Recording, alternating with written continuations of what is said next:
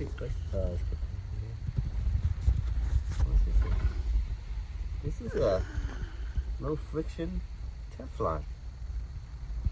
This is a bearing. FR front. So there's no bearing. This is the bearing. It's a low friction Teflon pad.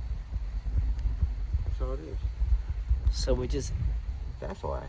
add some grease to it. I don't know. Yeah, it looks like they do have grease. You can just clean it up. And reuse it. What the heck? Yeah. It's not broken. It's just a this. Yeah, I don't see no metal. Yeah, that's why it didn't feel like it's rolling or anything. That's pretty good. I guess we're gonna use the original stuff, the KYB stuff then. Yeah. Okay. Okay, so how do we get this thing out of here? I'll get what? Pull this thing out. Very disconnected. So I'm gonna pull that, you hold that. You gotta hold this thing, make sure that thing doesn't go anywhere. It just needs to be off the ground.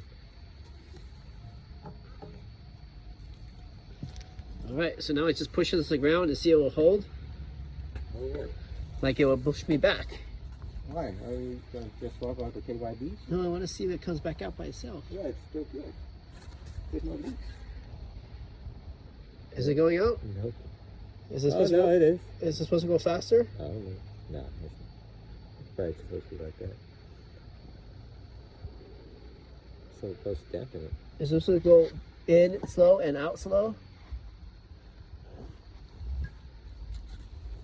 This is the original Honda stuff.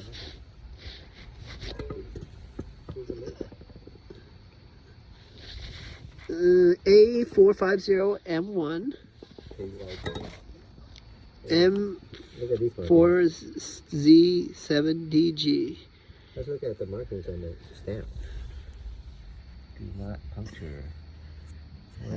Has Japanese words. Yeah. Do not puncture. Not open. It says L.